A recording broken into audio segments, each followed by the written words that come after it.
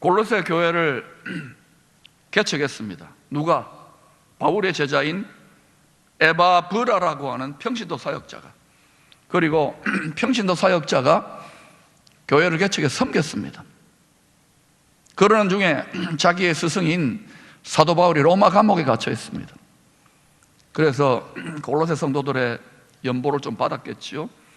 로마까지 차를 타고 배를 타고 걸어서, 차는 없었고 마차가 있었겠죠. 갔어요. 그래서 로마 감옥에 가택 연금되어 있는 스승 바울을 만나가지고 안부도 묻고 감격의 제외를 합니다. 서로 격려하고 위로합니다. 그때 예수 믿는 것은 고난입니다. 바울은 감옥에 갇혀 있어요. 그러면서 한참 이야기가 다 되고 난 다음에 에바브라, 골로새 교회 평신도 사역자가, 근데 스승님, 교회가 좀 힘듭니다. 바울이 귀를 기울이니까 에바브라가 하는 말이, 가만히 들어온 거짓 교사들이 제가 배우고 가르친 바 참된 예수 그리스도의 복음의 메시지가 아니라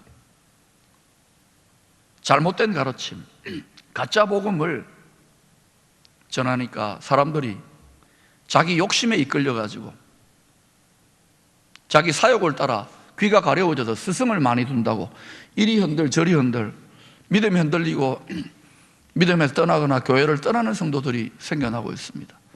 바울이 그 소리를 들었을 때 얼마나 괴로웠겠어요. 알았다고. 그 면회 시간 끝나고 이제 바울은 로마 감옥에서 기도했겠죠. 마음이 아픈 마음으로, 아비의 심정, 부모의 심정으로, 그들의 영혼을 생각하면서. 그리고는 돌아갈 에바브라에게 목회 서신을 하나 써줍니다. 가서 이거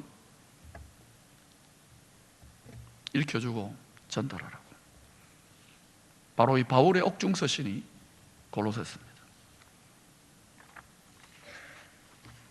이방인의 사도 바울이 당시에 활약했던 세상은, 이방의 세계는 중국이나 일본이나 한국이 아니었습니다. 지중해 북을에 로마가 대제국을 이루고 제패했던 시대입니다. 로마 이전에는 다니엘의 예언대로 그리스, 헬라, 알렉산더가 다스렸던 나라지만 금방 무너지고 로마 시대입니다. 정치적으로는 로마, 그러나 그리스, 헬라의 철학과 종교가 굉장히 매력이 있어서 문화가 깊이 배어있는 그런 곳에 소아시아 지역의 골로새라고 하는 도시에 복음이 전해졌어요. 골로새 교회는요, 크게 세 가지 영적인 믿음의 도전을 받았습니다. 근데 이게 사실은 당시에 이방 세계라고 할 수 있는 지중해 연안에 전해진 복음을 받아들인 모든 성도들은 다 그 이 세 가지의 도전을 다 같이 받았다고 생각해도 무방합니다. 축소판이에요. 첫 번째 큰 도전이 뭐냐? 8절에서 잘 요약합니다. 누가 철학과 헛된 속임수로 너희를 사로잡을까 주의하라. 뭐를 생각을 사로잡는 거예요. 주의하라. 조심하라는 거예요. 이것은 사람의 전통과 세상의 초등 학문을 따름이요 그리스도를 따름이 아니니라. 그리스도를 따름이 아니니라. 그리스도를 따름이 아니니라. 당시 소아시아 지역에는 로마의 종교나 철학도 있었습니다. 황제가 신이다 그러고 로마도 많은 신들을 숭배했습니다. 뿐만 아니라 그리스 헬라 문화의 영향을 받아서, 여러분 그리스 신화 있잖아요. 제우스라든지 헤라클라스라든지 이런 사람들 있잖아요. 아르미테스라든지 이런 그리스 신화, 거기다가 또 그리스 철학, 소크라테스, 플라톤, 우리 들어봤던 거 있잖아요, 그죠? 농약 이름 같은 그런 철학들 아주 옛날에 배웠어요. 이런 게 엄청나게 인기를 끌고 영향력을, 지금도 영향력을 발휘하고 있는데 사람들의 생각을 다 사로잡았습니다. 그들의 영적인 세계, 정신 세계를 사로잡았습니다. 골로새 성도들이 에바브라나 또 평신도 지도자들이 바울에게 은혜 받은 사람들이 가가지고 뜨거운 마음으로 복음을 전했더니 교회가 세어난 거예요. 특히 가난하고 힘든 사람들이 천국의 소망과 위로를 받은 것입니다. 공동체가 만들어졌어요. 빌레몬서의 저자인 빌레몬서의 그 저자인 바울이 그 보냈던 빌레몬이라고 하는 사람이 좀 잘 살았던 것 같아요. 그 집에서 교회가 시작된 것으로 추정합니다. 근데 빌레몬서에 보면은 빌레몬의 몸종 노예가 오네시모인데 여러 가지 말씀들을 추적해 보면 에바브라와 함께 그 골로새 교회를 목회했던 사람이 누구냐? 오네시모도 부목사나 담임 목사쯤은 된 거예요. 빌레몬의 집에서 자기 몸종 노예가 목사 노릇하는데 그게 골로새 교회입니다. 세상과 완전히 차별되어 있는 거예요. 그런 공동체에서 예수의 복음을 받아들이고 은혜를 받고 하는데 세상으로 나가보니까, 교회 바깥으로 나가보니까 온통 로마 황제가 신이다 그러고 그리스 헬라의 철학과 다양한 우상 숭배 종교들이 판을 치고 있습니다. 점점점 영향을 받고 처음에 사랑과 은혜가 좀 식어지려고 하는데 교회로 거짓 교사들이 들어와가지고 적당히 믿어라, 대충 믿어라, 다 그게 다 똑같다, 뭐 이런 식의 가르침들이 들어왔던 거예요. 이게 첫 번째 도전입니다. 철학과 헛된 속임수입니다. 속습니다, 여러분. 두 번째 문헌에 의하면은 당시에 10,000명 이상의 유대인 어른들이 살았어요. 그러니까 어린아이들까지 치면 훨씬 더 많은 우리 이민사회가, 유대인 디아스포라 이민사회가 거기에 소아시아 지역, 특히 골로새 지역에 있었던 것 같아요. 이들은 비록 쫓겨났지만, 디아스포라지만 회당을 세우고 모세 오경의 율법과 조상들이 가르쳐준 전통을 지키려고 했던 거예요. 그 생활 양식을. 그래서 먹고 마시는 거 코셰라 그러잖아요. 정결예법, 절기를 지키는 거, 추하루, 안식일, 이런 종교적인 율법의 규정을 지켜야 경건한 사람이고 구원을 받을 수 있다고 골로새 교회에 예수의 복음을 따르는 성도들을 비난하고 비판했던 거예요. 비난을 당합니다. 저 이단 사이비들이라고 그러고. 세 번째로 18절과 28절에서 언급하고 있듯이 유대교 안에도 그렇고 당시 로마 사회나 그리스 헬라 문화 영향을 받은 곳에도 우상 숭배하는 다신교 문화의 신비주의, 심지어는 천사를 봤다고 하는 천사 숭배, 황홀체험, 극단적인 고행과 억지 겸손을 유도하는 이런 종교적인 열심분자들도 있었던 것입니다. 이런 사람들도 도전했던 거예요. 사람들을 미혹해 하는 거예요. 그러니까 바울이 볼 때 이야기를 다 듣고 난 다음에 에바브라 편에 이 골로새 성도들이 처음에 가르쳐준 예수의 복음, 첫사랑, 첫 기초, 첫 기본에서 떠나 있구나. 이것저것 지엽적인 문제, 핵심과 본질, 머리를 붙들지 않는구나.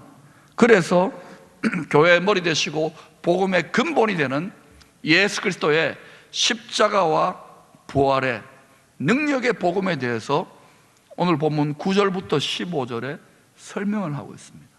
다시 한번 복음이 뭐냐고 설명하는데 이 복음이 어떤 복음이냐, 그 중에 한 가지만 딱 살펴보십시다. 15절을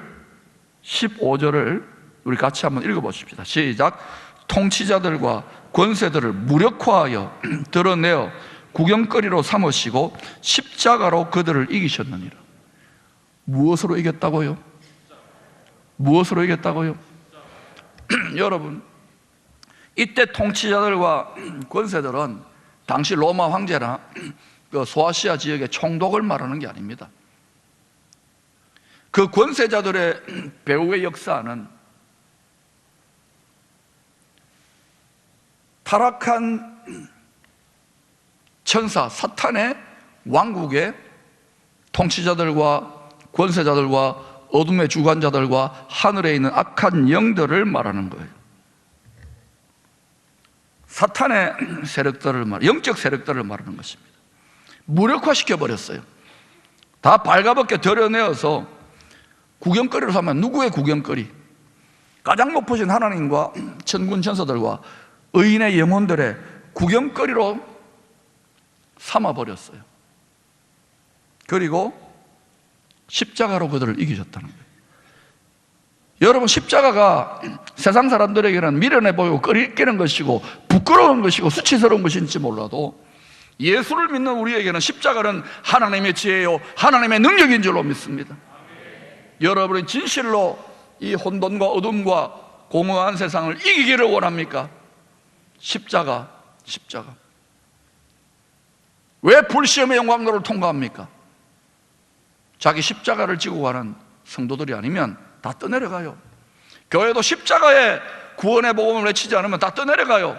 가짜기 때문에. 여러분이 자기 십자가를 지고 가고 있습니까? 십자가 무거워요. 그러나 그것이 세상의 풍조와 풍파로부터 우리를 지켜준다는 것을 알아야 합니다. 십자가의 영광이 있는 거예요. 십자가의 능력이 있는 거예요. 그걸 붙잡으라는 거예요. 그 근본, 그 머리를 붙잡으라는 거예요. 그래서 십자가를.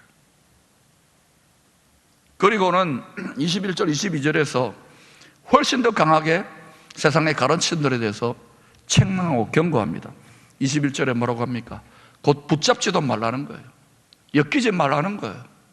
맛보지도 말고 만지지도 말라 하는 것이니 이 모든 것은 한때 쓰이고는 없어지리라.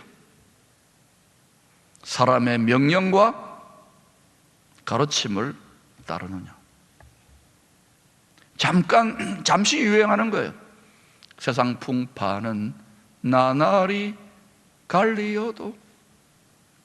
잠깐 시장을, 요즘 우리가 씨름하고 있는 우리의 신앙적 가치관과 성도의 정체성을 위협하는 이슈들, 또 세상이 달라지면 또 달라집니다. 또 달라집니다.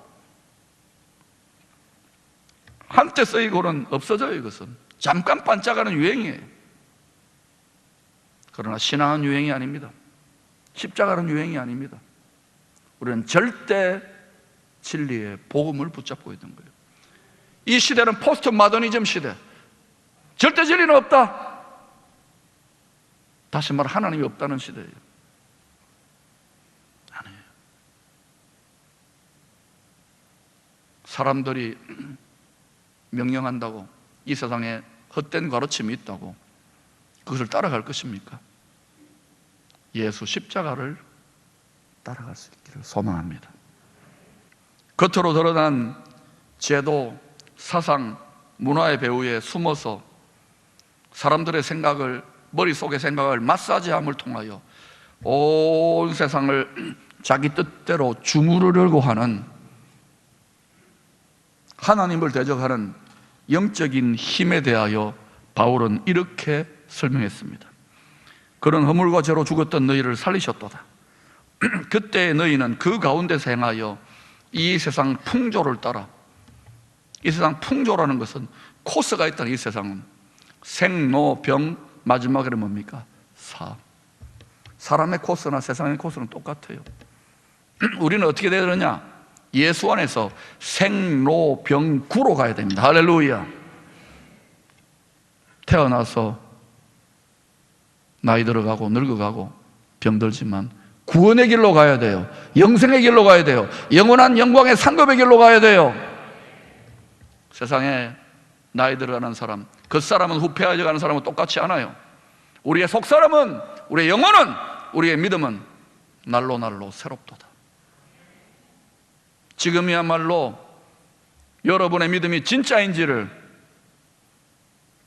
스스로가 하나님 앞에 점검하시고 입증할 수 있기를 축원합니다. 이 코로나가 지나고 나보세요. 수많은 교회들이, 수많은 성도들이 보이지 않을 수도 있습니다.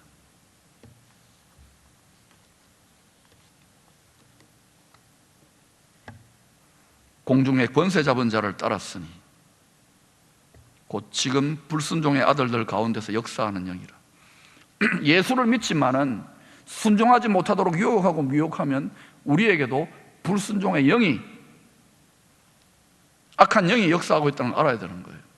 순종하고, 주님을 두려움 없이 순종하고자 하는 불같은 마음이 일어날 때 그것은 하나님의 영, 하나님을 경외하는 성령의 역사인 거예요. 불순종의 아들들 가운데 역사하는 영이라.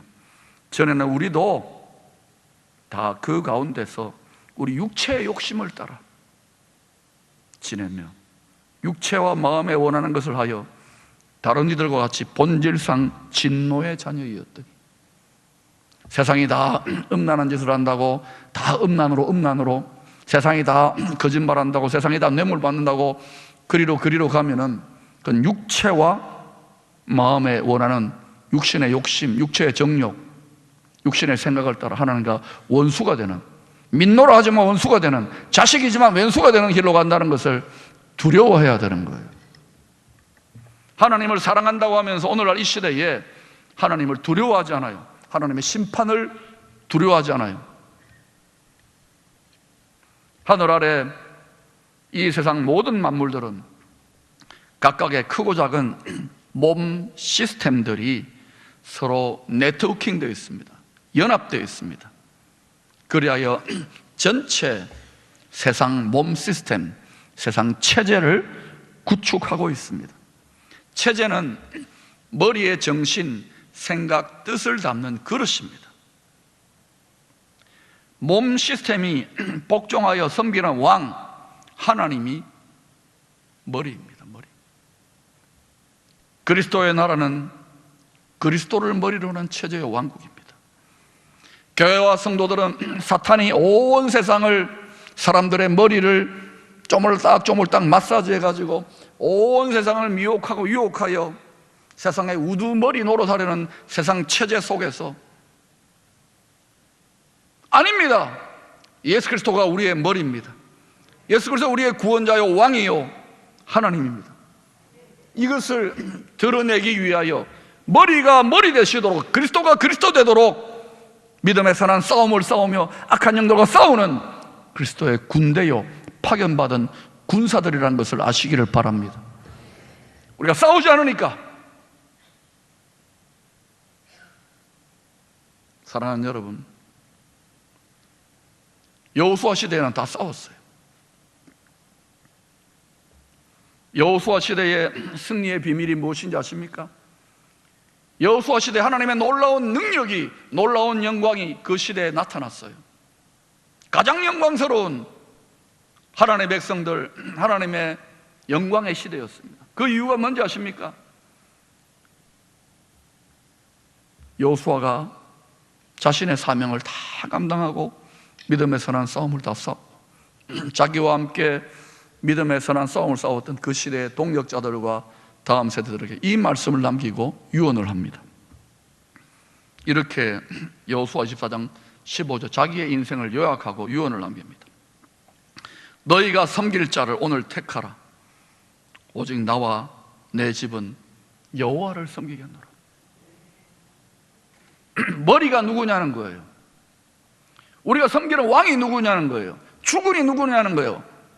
하나님이 누구냐는 거예요. 머리가 두 개면 안 돼요. 우리는 그리스도를 머리로 하고 있습니다. 여러분 머릿속에 뭐가 꽉 들어차 있습니까? 세상의 여러 가지 생각과 소식과 정보와 지식들이 우리의 머릿속에 있는 생각들을 마사지 당하고 있지는 않습니까? 하나님의 말씀을 얼마나 가까이 하려고 지난주가 노력하셨습니까? 얼마나 기도하셨습니까? 치열한 영적 전쟁이라는 것은 우리의 머릿속에서, 우리의 마음에서 일어나고 있단 말입니다. 가짜 복음, 가짜 교사, 가짜 믿음이 점점 많아지는 시대입니다. 이런 시대에 어떻게 살아남을 것입니까? 너희 섬길 자를 오늘 택하라. 오직 나와 내 집은 여호와를 섬기겠노라. 여러분, 분명히 하십시오. 2000년 전에 우리의 머리 되시는 예수 그리스도께서 창세기 3장 15절의 예언대로 여자의 후손으로 오신 예수 그리스도가 옛 뱀의 머리를 상하게 하셨어요. 그것을 밟았다고 하는데 그 상하게 한 것을 영어 성경으로 crush, 짓밟았다는 거예요. 이 짓밟는다는 것은 왕년에 담배 피신 분들은 잘 알 겁니다. 하고 나서는 탁 버려가지고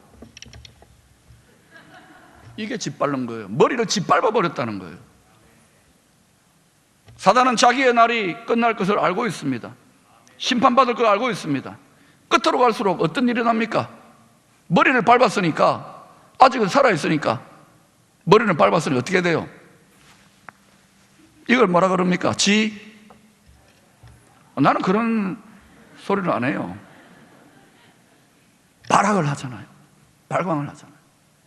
여러분이 진실로 이 시대에 크신 하나님의 뜻을 알아 불시험 속에 정금처럼 연단되어진다면, 다니엘의 세 친구들이 정금같이 불시험 속에 연단되어졌을 때 그 불시험의 자리에 우리의 구원자, 머리 되시는 예수 그리스도가 그들을 보호하셨습니다.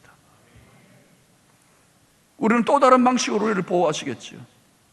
다니엘이 사자굴 속에 먹혔어요. 들어갔어요. 그런데 다니엘은 하나님 향하여 감사의 기도를 늘 하던 대로 해왔어요. 달라진 거 하나도 없어요. 여전히 우리의 머리는 누구십니까? 왜 근데 우리는 이리저리 흔들리며 이 이슈 저 이슈를 따라 풍파칩니까? 머리를 붙드시기를 바랍니다. 우리가 붙드는 머리 되시는 분은 이미 1000년 전에 사단 머리를 짓밟아 버렸어요. 크게 요란법색을 떨고 발광을 하고 발악을 하지만 두려워할 자는 우리입니까? 저들입니까? 악한 영들입니다. 지금은 열방의 그리스도 교회를 새롭게 새 시대를 향해 쓰시려고 그리스도의 군사들, 강력한 담대한 군대와 같은 교회들을 일으키고 계십니다. 한 세대 전 이전 세대의 도전과는 전혀 다른 시대를 직면했어요. 저는 수년 전부터 평화의 때가 아니라 치열한 영적 전쟁해야 될 때라고 이야기하고 교회를 그렇게 준비시켜 왔어요. 앞으로 어떻게 전개되는지를 잘 보시기를 바랍니다. 항공모함, 군대와 같은 교회, 그리스도의 강한 군사, 말이 아니에요. 이것을 경험하기 위해서는 반드시 우리가 하나님의 능력을 덧입어야 됩니다. 왜냐? 우리의 능력으로는 결단코 이길 수 없어요. 큰 용이 되어 있는데, 일이 된데 사자인데, 하나님이 지금 우리를 죽임당한 어린 양과 같이 불시험 속에, 사방으로 우겨싸임 속에 두시는 이유가 뭘까요? 보시는 거예요. 정금 같은 믿음, 죽임당한 어린 양의 십자가의 스피릿으로 나아가는 그 십자가를 부끄러워하지 아니하고, 그 십자가가 세상 사람들에게 미련해 보이고 연약한 사람들에게는 수치스러워 보이지만 그 십자가가 우리에게는, 구원을 얻는 우리에게는 하나님의 지혜요, 하나님의 능력인 거예요. 이것을 기쁘게 지고 가야 됩니다. 감사함으로 지고 가야 됩니다. 찬양함으로 지고 가야 됩니다. 반드시 하나님의 역전의 때가, 전화위복의 때가 온다는 것을 기억하시고 기쁨의 성도들답게 승리할 수 있기를 축원합니다.